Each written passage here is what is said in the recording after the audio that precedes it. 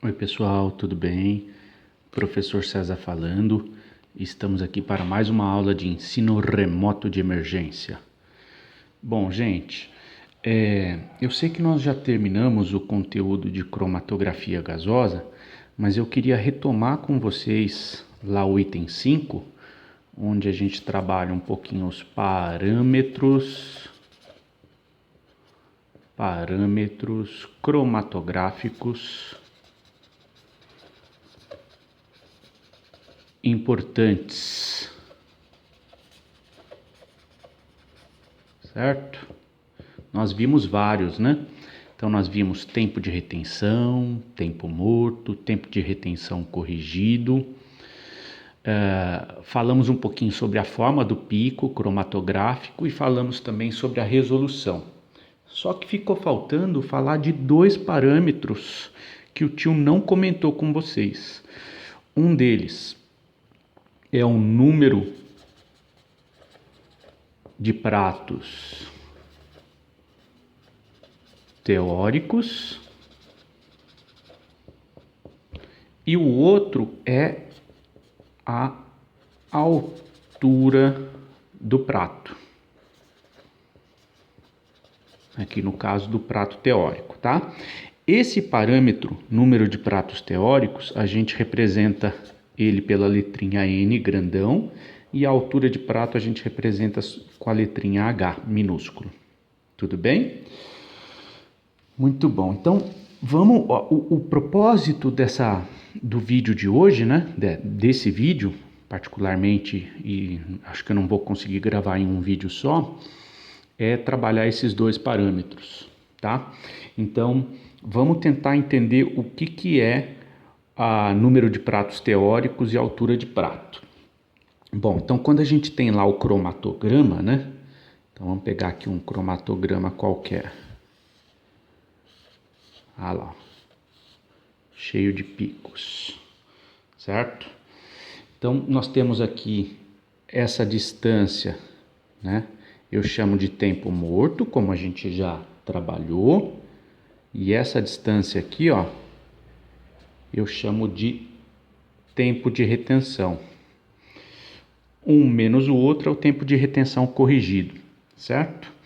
Muito bem. Como é que eu calculo o número de pratos teóricos para este pico? É isso que a gente vai ver hoje. Como é que eu calculo a altura de prato dentro da coluna cromatográfica?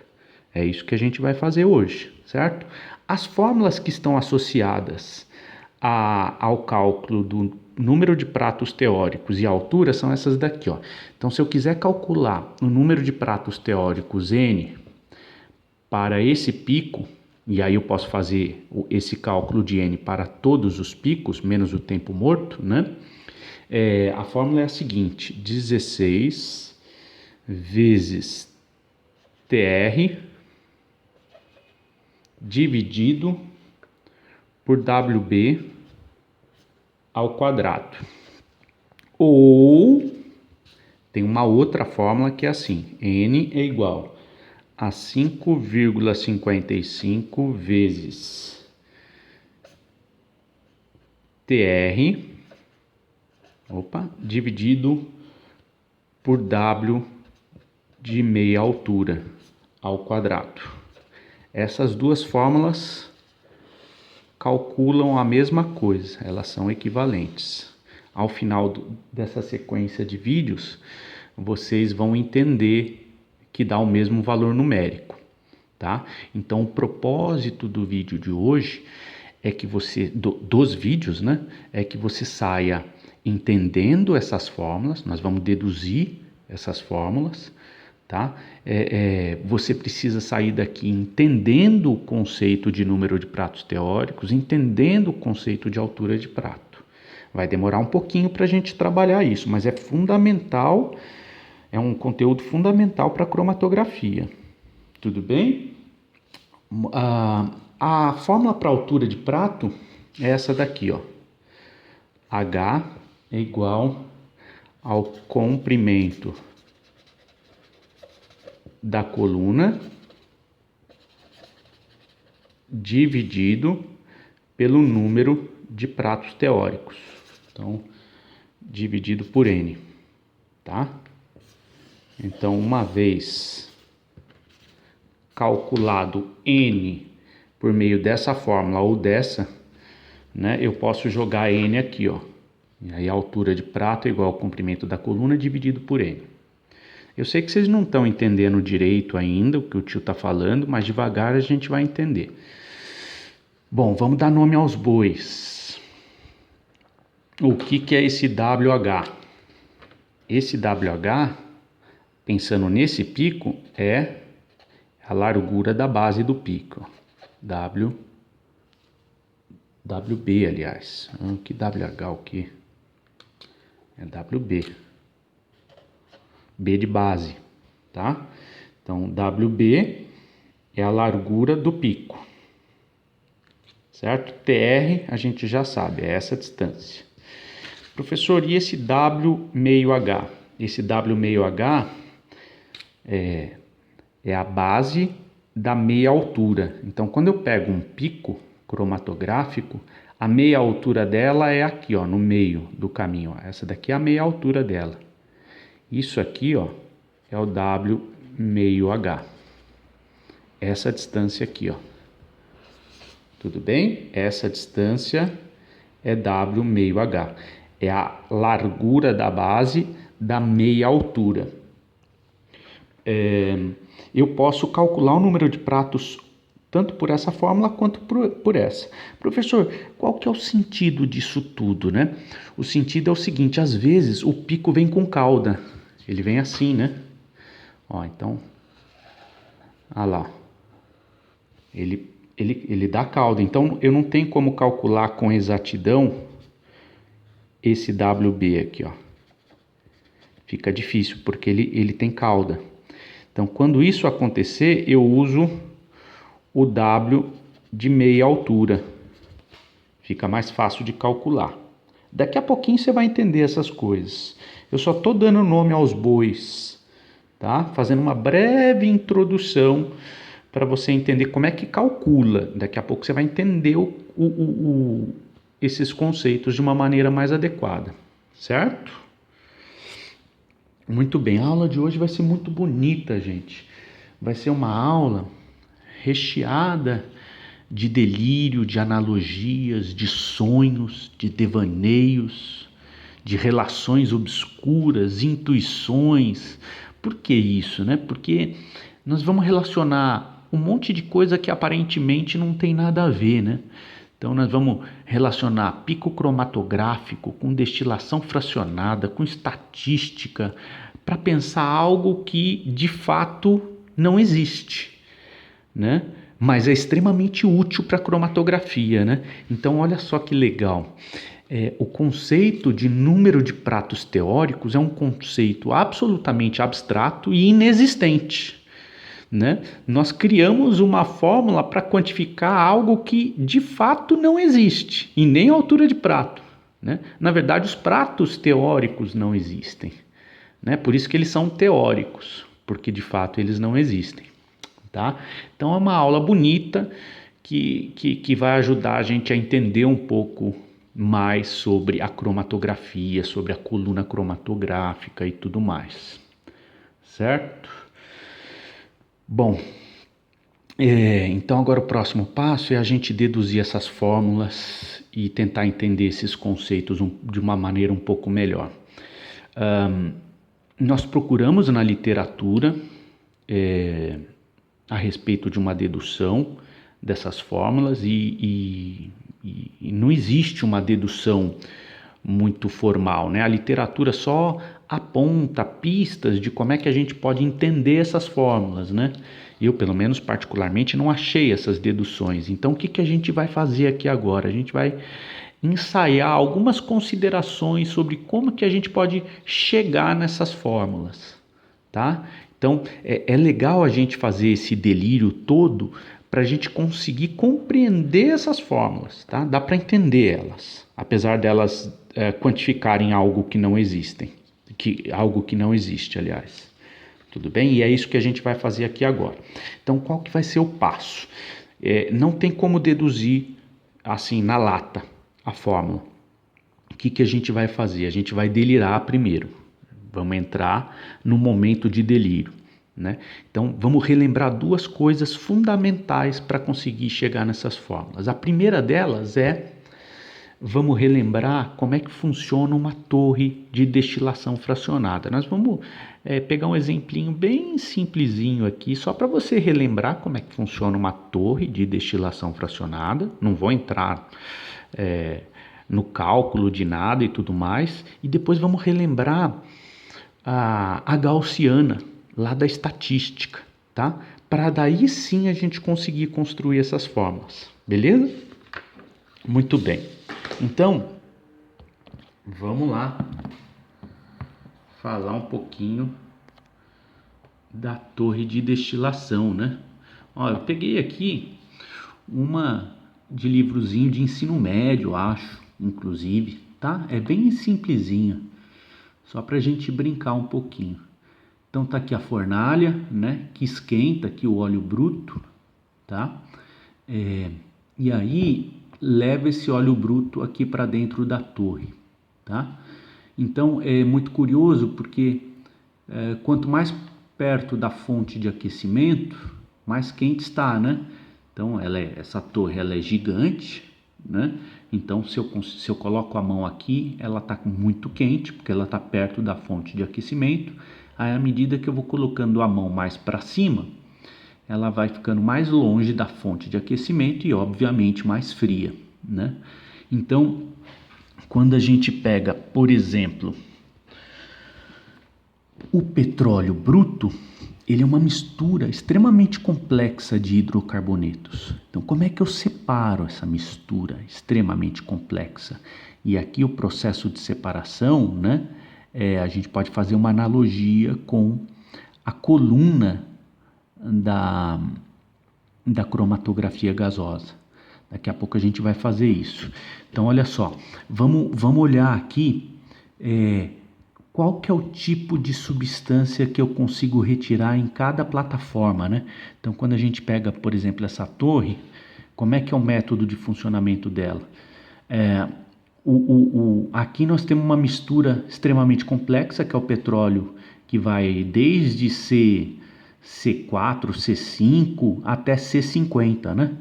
Então você tem moléculas ali pequenininhas com 4, 5, 6 carbonos e moléculas bem grandes com 50 carbonos, né? Enfim, 45, 50 carbonos. Então quando eu aqueço, né, a 400 graus Celsius, aqui, nós temos quase todo mundo evaporando, né? Então, moléculas C5, C6, C7, C8 não aguenta essa temperatura.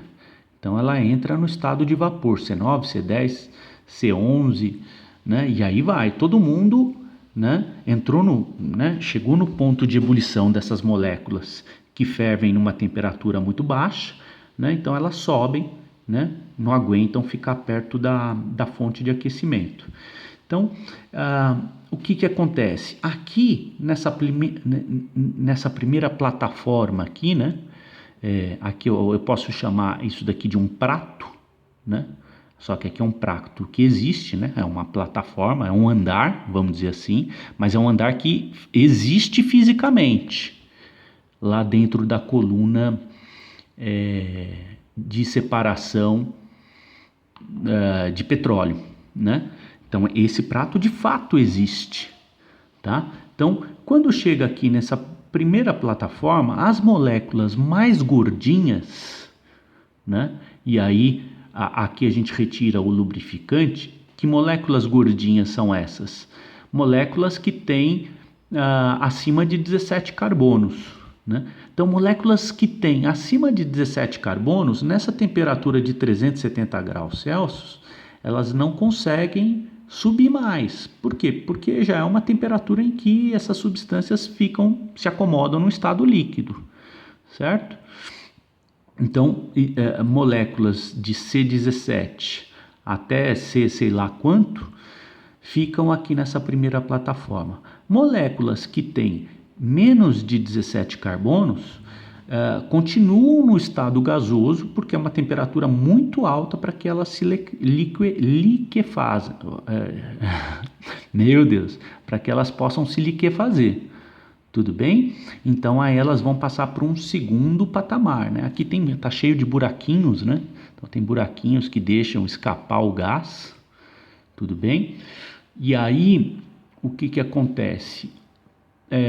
As moléculas mais pesadas tendem a se liquefazer aqui nessa segunda plataforma, ou nesse segundo prato teórico, né? Teórico não, prato prático, né? Que realmente, de fato, existe. Tudo bem? Então aqui, nessa segunda plataforma, eu tenho o óleo diesel, o óleo combustível, né? Que são substâncias que têm de 13 a 17 carbonos. De 13 a 17 costumam se liquefazer aqui, ó, nessa temperatura de 300. Substâncias menores de 11 a 12 tendem a passar para o patamar de cima, né?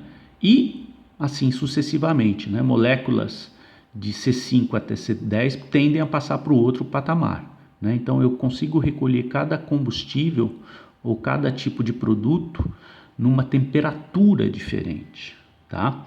Eu não vou ficar entrando muito nesses detalhes aqui, porque vocês já devem ter visto isso em algum momento. Muito bem. A questão que eu acho que é interessante para a gente fazer uma analogia com a cromatografia gasosa é a seguinte. Vamos pegar aqui, por exemplo, no patamar do querosene, né? Aqui, na temperatura de 200 graus Celsius, eu consigo recolher compostos com 11 carbonos e com 12 carbonos, certo? Então, o querosene é uma mistura de C11 com C12, diversos C11 com diversos C12. E a questão que cabe aqui nesse momento e se eu colocar aqui mais uma plataforma intermediária? Né? Porque essas torres de fracionamento, elas têm diferentes formatos. Elas não necessariamente têm só quatro andares, né? 4 pratos práticos. Elas podem ter mais, dependendo do tipo de produto que eu quero fracionar, né? Então, se eu quiser aqui colocar uma plataforma ou um prato teórico a mais, você concorda comigo que eu vou melhorar o meu processo de separação, né? Então, muito provavelmente, eu posso conseguir separar o C11 do C12, dependendo da altura que eu coloco esse prato, né? Qual que vai ser a tendência de acontecer aqui, ó? O que provavelmente vai acontecer? O C12, que é uma molécula mais gordinha, vai tender a ficar no prato de baixo. E o C11, que é uma molécula um pouco mais volátil, vai tender a ficar na plataforma de cima, né? Então, olha só que legal. Por que eu quis mostrar essa torre de petróleo, essa torre de fracionamento de petróleo? Porque quanto maior o número de pratos que eu coloco nessa minha torre de fracionamento, maior é o meu poder de separação. Ó que bacana, né? Só que esses pratos, de fato, eles existem. Na cromatografia gasosa, quando eu pego a coluna, né? Então eu posso deitar isso aqui, né? Vamos brincar agora com a cromatografia. Vem com o tio aqui Vamos aqui para a coluna, né? Vem cá, aqui, ó. Então, quando eu pego o cromatógrafo, eu tenho aqui o lugar onde tem injeção, ó. Tá aqui a minha injeçãozinha, a minha agulha, né? Tô injetando a minha amostra aqui. Essa minha amostra vai entrar numa coluna, né? Essa coluna vai para dentro de um forno, né? E ela fica toda enroladinha aqui, ó, né? Então ela é capilar, essa coluna. ela tem por volta de uns 100 metros. Às vezes tem 30, às vezes tem 3, às vezes tem 5, às vezes tem 6, às vezes tem 2 quilômetros. Depende da largura dela, né? Nós já vimos isso. Mas vamos pegar uma coluna que tenha 100 metros, que é uma coluna bem clássica. Tá? É muito comum essa coluna de 100 metros. Tá? Então ela enrola, ela vem até o detector. Tudo bem? Agora vamos pegar essa coluna e vamos esticar ela. Vamos brincar de imaginar. Vamos esticar ela. Pronto, esticamos ela. Ó, ela está inteira aqui, ó. Aqui tem 100 metros. Certo? O que é o tal do número de pratos teóricos? Ó, aquilo que a gente fez lá na coluna de petróleo, que existem pratos, né? Andares ou plataformas, você pode imaginar que pode existir aqui também dentro da coluna, né? Então, eu posso ter muitos pratos que acomodam a minha amostra. Só que esses pratos, de fato, eles não existem, tá? Então, eu consigo calcular a altura desse prato. Numa coluna de 100 metros, eu consigo calcular um número de pratos teóricos que existem dentro dela, né? Isso conceitualmente é um número de pratos teóricos, mas eles de fato não existem, tá? Aí a pergunta que não quer calar é o seguinte: você concorda comigo que se esse prato for grandão, né? Se esse prato for grandão, ó, com uma altura grande, ó, na medida que eu injeto, quando eu injeto aqui, ó, a minha amostra, que ela é complexa, aqui ó, a minha amostra, vamos pegar uma amostra bem complexa, ó, tem partículas rosas, tem partículas verdes, ó, tá tudo entrando lá dentro da coluna, tá? Tem partículas azuis, cada corzinha é uma substância dentro da minha amostra. E tem partícula roxinha, né? Olha lá, vamos imaginar essa minha amostra complexa, que nem é tão complexa assim, né? Ela tem só 4 componentes: rosa, roxo, azul e verde. Certo? Na cromatografia, de fato, muitas vezes, na gasosa, a gente tem amostras com 200 componentes e separa, né? Separa, porque essa coluna ela é capilar, é extremamente eficiente. Então, o que acontece? Quando essa amostra composta por 5 componentes, ela vai passando por dentro da minha coluna, aqui dentro do meu forninho, né? Você concorda comigo que quanto maior o número de pratos, maior é o poder de separação, assim como lá na coluna de petróleo? Então, nós vimos lá na coluna de petróleo que se o querosene ele é composto por C11 e C12, se eu coloco uma plataforma intermediária ali, né, eu consigo, ou seja, se eu aumento o número de pratos, eu consigo separar o C12 do C11. Quer dizer, o C12 fica mais embaixo porque a molécula é mais gordinha, e o C12, que é a molécula mais gordinha, fica na plataforma de baixo, e o C11, que é mais volátil, um pouquinho mais volátil, tende a subir para a plataforma de cima, né? Quando eu penso uma coluna cromatográfica, né, quando a gente pensa no conceito de número de pratos teóricos, a analogia, né, o raciocínio é o mesmo. Se eu tenho uma coluna de 100 metros, né, e vamos usar números bem gigantes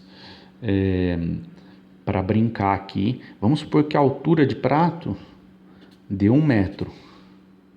Você vai ver que normalmente a altura de prato é legal a gente usar em milímetros, porque o prato costuma ser bem pequenininho, tá?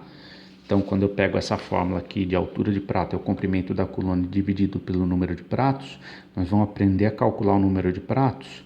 Quando eu dividir o comprimento da coluna, que é 100 metros, é bom colocar ela em milímetros, Então, 100 metros eu transformo para milímetros para dividir pelo número de pratos para achar a altura. Tá? Ou milímetros ou centímetros. Muito bem. Então, vamos supor que uma coluna de 100 metros eu tenho a altura de prato de 1 metro. Portanto, quantos pratos eu tenho ao longo da minha coluna? Eu tenho 100 pratos. Então, o número de pratos aqui, ó, é 100 pratos.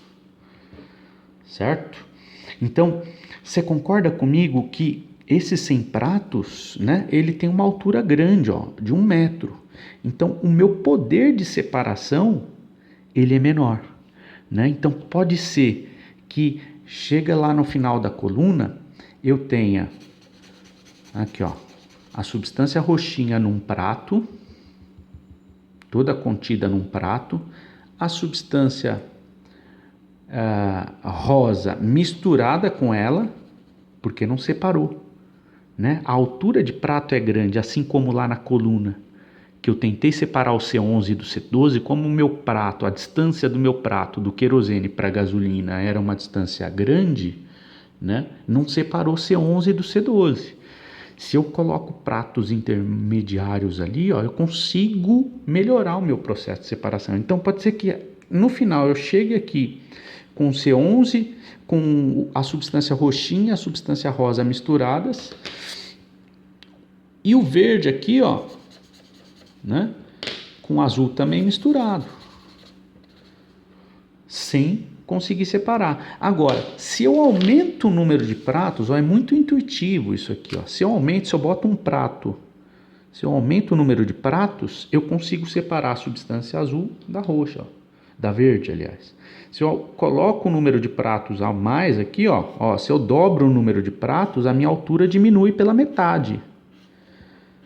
Certo?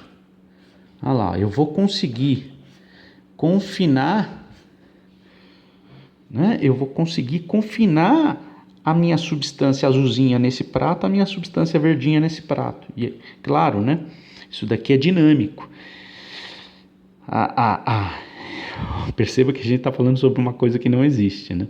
A substância azul, ela sai daqui, ela pula para cá, a verde pula para cá, né? E ela vai indo, ela vai andando pela coluna. Isso que a gente está falando aqui, de fato, na verdade, não existe, tá? Beleza, gente? Todo mundo entendeu, então, o que é um número de pratos, o que é a altura de prato, né? E a analogia que a gente pode fazer com a torre de fracionamento de petróleo.